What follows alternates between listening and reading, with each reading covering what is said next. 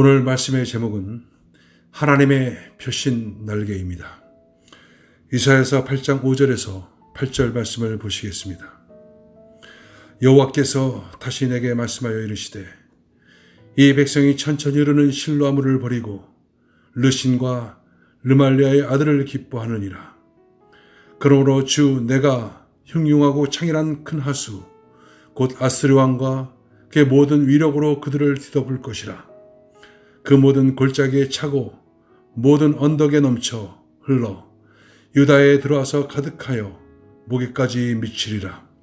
임마누엘이여 그가 펴는 날개가 내 땅에 가득하리라 하셨느니라. 선지자 이사야에게는 두 아들이 있었습니다. 큰 아들의 이름은 스알 야습인데 그 뜻은 남은 자는 돌아오리라는 뜻입니다. 그리고 작은 아들의 이름은 말살랄 하스바스인데 그 뜻은 노략이 신속하리라 라는 뜻입니다. 그런데 이사야의 두 아들의 이름은 모두 유사 백성에 대한 하나님의 뜻을 담고 있는 징조의 이름이었습니다. 큰아들의 이름은 대적들의 침략 앞에서 위협에 처했던 유다 백성 중에 신실한 남은 자들에게 구원과 회복의 소망을 주는 이름입니다.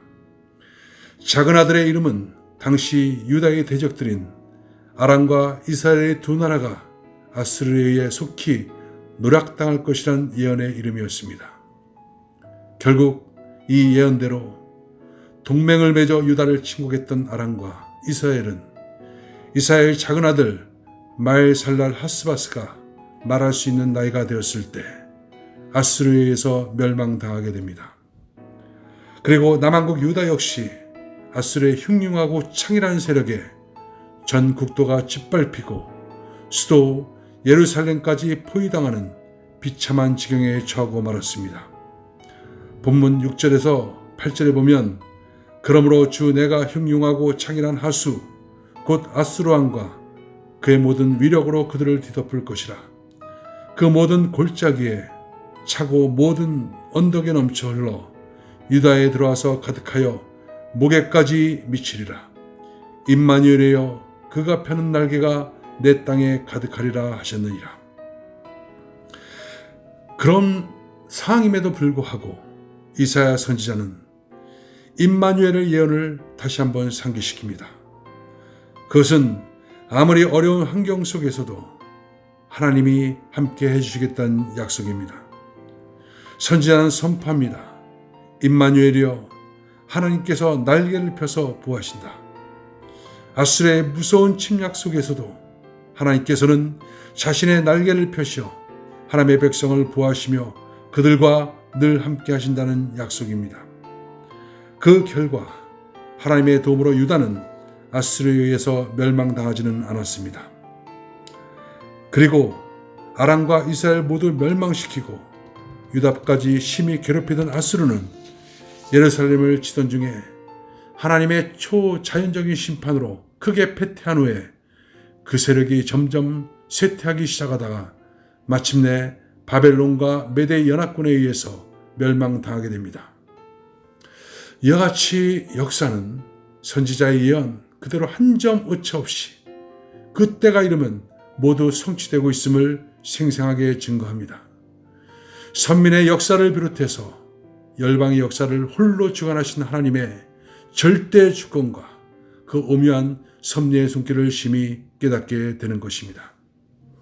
여러분, 이런 사실을 우리가 보면서 정말 우리가 살 수 있는 그 생명의 길은 과연 무엇이겠습니까?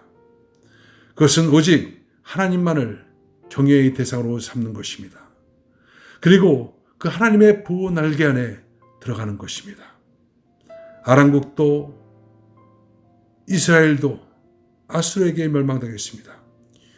유다 아스왕 아람 이스라엘군 동맹군을 두려워해서 아수르에게 도움을 요청했습니다. 당장에 그 아람과 이스라엘 칼에서 모면했지만 아수르는 큰 올무에 빠져 말할 수 없는 고초와 괴로움을 겪었습니다. 아수르 마찬가지입니다. 그들은 주변 열국에 대해서 무자비했지만 그들 역시 멸망합니다. 여러분, 하나님은 역사의 주관자십니다. 하나님의 뜻에 따라 나라가 서기도 하고 넘어지기도 합니다. 오직 하나님께 피하는 자만이 구원을 받습니다. 인류 역사가 그것을 생생하게 증명하고 있습니다. 그래서 하나님을 경외하고 그 보호 안에 들어가야 됩니다. 8절에 임마누엘이여 그가 펴는 날개가 내 땅에 가득하리라 하셨느니라. 거대한 파멸에 밀려오는 위기 앞에서 안전하게 지켜지고 피할 수 있는 길, 오직 임마누엘의 역사에 있습니다. 임마누엘의 하나님이 함께 해주심으로 위기를 극복할 수가 있습니다. 하나님이 펴신 날개는 그 백성을 보호하시는 보호 방벽입니다. 하나님께서 보호 날개를 펴서 나라 전체를 덮어버리면 아무리 거대한 폭풍이라 할지라도 해를 끼치지 않을 것입니다. 그러므로 임마누엘 하나님의 보호 속에 들어가는 것, 그것이 가장 안전한 방식입니다. 하나님을 믿고 의지하는 사람에게는 성수와 같은 존재지만 하나님을 의지하지 않고 동맹국을 믿고 의지하는 유다 사람에게는 심판을 베푸시는 당사자로서 함정과 올무 같은 존재가 될 것을 말씀하고 있습니다. 인생들이 참으로 두려워하고 경외할 자, 그것은 똑같은 인생들이 아닙니다. 썩어질 세상이 아닙니다. 오직 만물의 주권자 되시는 여호와 하나님이십니다. 하나님의 보호 날개, 그곳이 진정한 피난처가 되는 것입니다. 기도하겠습니다. 하나님, 정말 흉흉함 가운데 있다 할지라도 우리가 신뢰하고 의지할 수 있는 분, 오직 하나님의 보호 날개 아님을 믿습니다.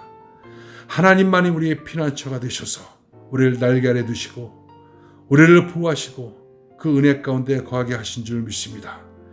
세상을 의지하고 인생을 의지하고 말과 병거를 의지하는 것이 아니라 오직 하나님 안에 거하는 우리 되어지게 역사하여 주옵소서.